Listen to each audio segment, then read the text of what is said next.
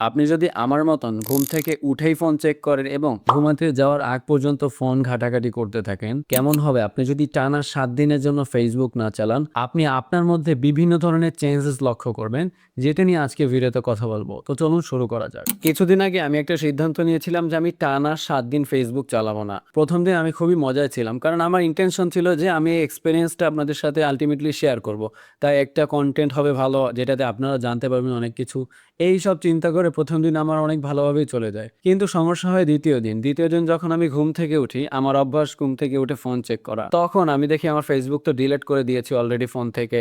তো তখন একটু মানে কেমন জানি লাগতেছিল যে ভালো লাগছিল না কিছু এমন টাইপের। তারপরে নিজেকে ফোর্স করে আমি রাস্তায় গিয়ে আরকি খুবই খারাপ লাগতেছিল যে আমি আসলে মানে কি চলতেছে Facebook এ আমি তো জানি না। তো এরকম ২য় দিনের সকালটা গেল, বিকাল, রাতে আবার একটু সমস্যা হলো। কারণ হচ্ছে মেইনলি আপনি যেই সময়টা Facebook ইউজ করেন বা যে সময়টা সোশ্যাল মিডিয়াতে টাইম দেন, যদি আপনি একদম মানে এগুলা ছেড়ে দেন তাহলে ওই টাইমটা মানে আপনার একটু মন চাবে যেগুলা চালাতে। তো এভাবে ২য় দিন পার করলাম। ৩য় দিনেও একটু কষ্ট হচ্ছিল।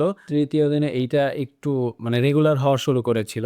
যখন ৪ নাম্বার দিন আসলো তখন থেকে আমি একটা জিনিস নোটিস করতেছিলাম যে আ আমি একটু হ্যাপিনেস পাচ্ছি কোথা থেকে জানো? মানে এইটা মূলত হচ্ছিল আমি ইনফরমেশন ওভারলোড হচ্ছিল আমার মাথায়। কারণ Facebook এ বিভিন্ন ধরনের ইনফরমেশন আছে যেগুলো আমরা ফিড করি। অর্থাৎ আমাদের ব্রেইনকে ফিড করাই। বিভিন্ন ধরনের নিউজ মানে মেইনলি নেগেটিভ নিউজই মূলত Facebook এ বেশি দেখা যায়। পজিটিভ তেমন একটা আপনি অলমোস্ট দেখতে পারবেন না। আর আমি একটা জিনিস নোটিস করতেছিলাম যে বিভিন্ন ধরনের আইডিয়া মাথায় আসতেছে। আপনারা ট্রাই করে দেখবেন যে আপনার হচ্ছে কয়েকদিন যাওয়ার পরে আপনি বিভিন্ন ধরনের চিন্তা আপনার মাথায় আসবে। পজিটিভ চিন্তা আসবে বিভিন্ন ধরনের, যেটা আপনাকে অনেক হেল্প করবে। যেমন ধরেন আমার একটা অনেক আগের একটা কাজ বাঁধা ছিল, যেটা আমি ভাবছিলাম যে করব বলে করা হয় না। তো ওইটার অনেকখানিকাংশ আমি ওই বন্ধের মধ্যে করে ফেলেছি। এছাড়াও আমি ধরেন যে আমার ক্লোজ ফ্রেন্ড যারা বা অফলাইন যেই একটা এক্সিস্টেন্স আছে আমার, অফলাইনে আমার পরিচিতদের সাথে আমি সময় কাটাচ্ছিলাম। দেখেন আমি ফ্যামিলির সাথে থাকলেও আমি ইন্টারনেট যখন চালাই তখন আল্টিমেটলি আমি আর বাসায় থাকি না বা আমি আমি পুরোপুরি একটা আমার জগতে থাকি। তো আপনি এই জিনিসটা নোটিস করবেন যখন আপনি অনলাইন ছেড়ে দিবেন বা অনলাইনে সোশ্যাল মিডিয়া ইউজ করা মানে একটা সার্টেন পিরিয়ডের জন্য অফ করে দিবেন। তখন দেখবেন আপনার অফলাইনে জীবনটা মোটামুটি ভালো হয়ে যাচ্ছে। যখন দেখবেন আপনারা একদম শেষের দিকে আসছেন, ওইখানে আপনার ক্ষেত্রে ২ টা পরিস্থিতি তৈরি হতে পারে। যেহেতু আমি এর আগেও অনেকবার এই জিনিসটা করেছি, আমার সাথে আমি ৩০ দিনও টানা মানে Facebook থেকে দূরে ছিলাম। তো ওই ক্ষেত্রে ২ টা জিনিস আমি লক্ষ্য করেছি। একটা হচ্ছে আপনি খুবই মানে ডেসপারেট হয়ে যাবেন। ঢুকার পরে ধরেন এমন হবে যে আপনি Facebook এ ঢুকে এমনিদিন ৩-৪ ঘন্টা ইউজ করতেন, ঐদিন ধরেন অলমোস্ট ১০-১১ ঘন্টা চালিয়ে নিলেন। যেহেতু আপনার পিছনে গ্যাপ রয়েছে ওইটা আপনি পূরণ করে দিলেন।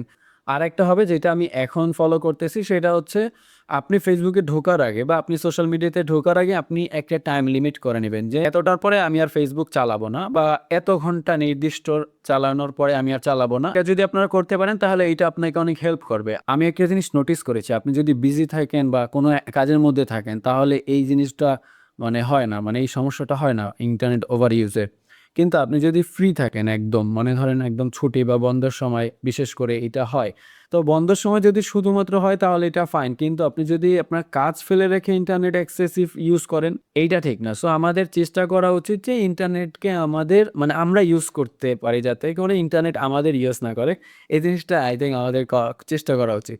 যেহেতু আমাদের এখন মেক্সিমাম কাজই অনলাইনে, তাই আমাদের কমপ্লিটলি সোশ্যাল মিডিয়া অফ করা পসিবল না, চাইলেও পারবেন না।